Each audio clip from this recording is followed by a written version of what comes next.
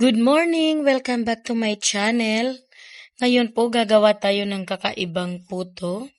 Una po nating gagawin ay ang chocolate ganache.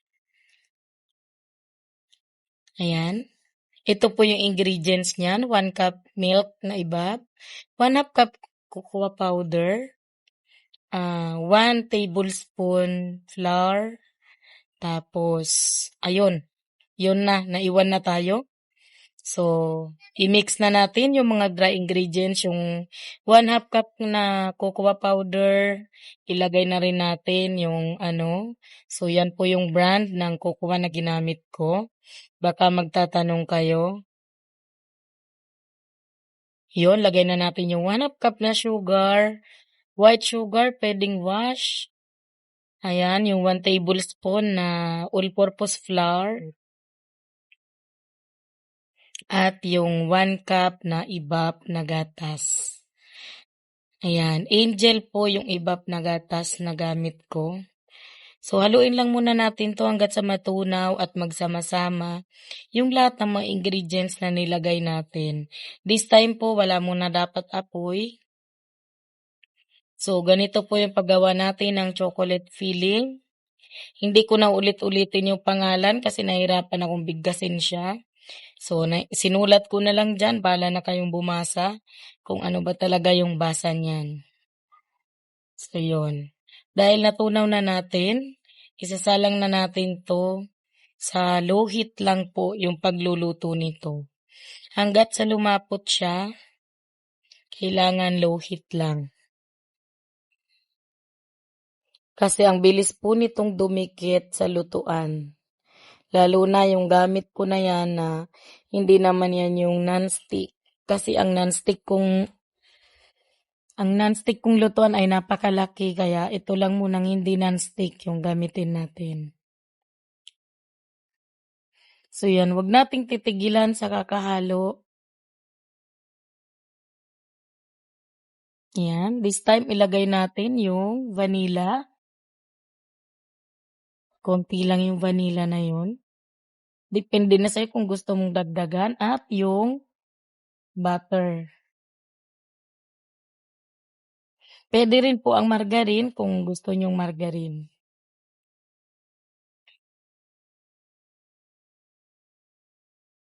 Yan. Huwag nating titigilan hanggat sa lumapot siya. At yung pwede na siyang maging feeling na hindi siya aagos sa loob ng puto. Yan, this time luto na siya. Pag ganyan na po yung itsura, isalin na natin sa isang bowl. At gagawin naman natin yung ating puto butter.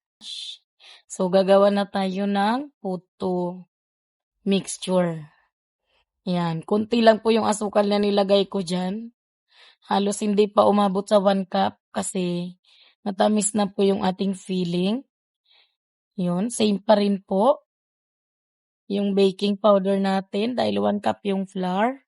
1 tablespoon din na baking powder ang nilagay natin. Yan, haluin natin mabuti yung mga dry ingredients. Mix lang. Ayan, lagyan natin ng butas sa gitna kasi diyan natin ilalagay yung isang pirasong egg. Ayan. Lagay na rin natin yung 1 cup na ibap na gatas. Angel pa rin po yung brand niyan. Love na love ko talagang gamitin ang brand ng gatas na Angel kasi mura na masarap pa. Ayan, haluin lang po natin.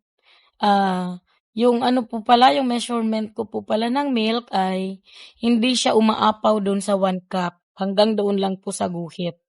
Hindi yung umaapaw. Hanggang sa guhit lang. So, ganun lang din po ang gagawin nyo. Then, lagay natin yung butter. Yan. Tinunaw ko yan sa microwave kasi galing kasi sa ref. Yan, 2 1/2 tablespoon pa rin. Para dito sa mixture natin ngayon. Sure po ako masarap ang magagawa natin nito. Sa nag-request po nito sa aking subscriber, eto na po yung kahilingan mo na pagbigyan kaagad isang araw lang, agad-agad nating nagawa. Na-imagine ko kasi masarap 'to. Yun, haluin lang natin mabuti na wala ng buo-buo kasi hindi na natin sasalain 'yan kasi hindi pa masyadong tunaw yung butter natin. Maiiwan yung sasalaan kapagka sinala natin. So, kaya anuhin na lang nating maigi, i-whisk na lang natin para matunaw. Kasi 1 cup lang naman 'tong all-purpose flour kaya ang dali-dali lang naman niyang haluin. Tayo sa mga puto molder. So, ang molder po natin ay hindi po natin yan i-grease kasi plastic naman 'to kaya parang lagi naman siyang naglalangis-langis. Ayan. Una munang nilagay ko po 1 tablespoon ng puto mixture. Tapos 1/2 tablespoon lang po ng filling natin, ng chocolate filling natin. Ayan. Kasi aapaw na siya dito sa large puto molder kapagka po marami tayong ilalagay na palaman. So yun, habang ginagawa po natin ito, dapat nagpapakulo ka na po ng tubig na pagsasalangan natin ng steamer natin. Ayan. 1 tablespoon ng puto mixture, then kalahati nitong chocolate na filling. So, pasensya na po kayo sa pagbibigkas ko kasi hindi ako ganun kagaling sa mga pronunciation, kaya bahala na kayo dyan. Importante ay magawa nating masarap itong ating recipe ngayong araw na to. SM ko po yan binili. So, ilagay na natin sa ating steamer at take note po, always po lagyan natin ng tela yung takip ng steamer para maganda po yung resulta ng maluluto nating puto. Mahina lang po talaga kasi kapag nilakasan po natin yan ay lalabas po yung chocolate sa loob. Lalabas yon, aapaw yon. So, mahinang apoy lang po at lulutuin natin siya ng 12 to 15 minutes. So, 12 to 15 minutes, in my case po, 12 minutes lang po ay eto na siya. Ito na po yung itsura after 12 minutes ng ating puto. So, cool down lang ng konti, tapos ililipat na natin dito sa plate na paglalagyan natin. So, ikot-ikutin lang, hilot-hilutin lang natin yung ating puto molder. Kasi nga plastic yung gamit natin ngayon. Yan, ikot-ikutin lang natin para maganda yung maganda yung kalabasan, hindi masira yung puto natin. So, okay. Successful po ang ating vlog for today. By the way, di ko na nga po pala yan nilagyan ng cheese sa ibabaw kasi iniisip ko, baka hindi siya bumagay. Baka hindi bumagay na meron siyang cheese tapos may chocolate siya sa loob. Ito. Large po, as in malaki po yan. Ayan, ayan. Bubuksan natin.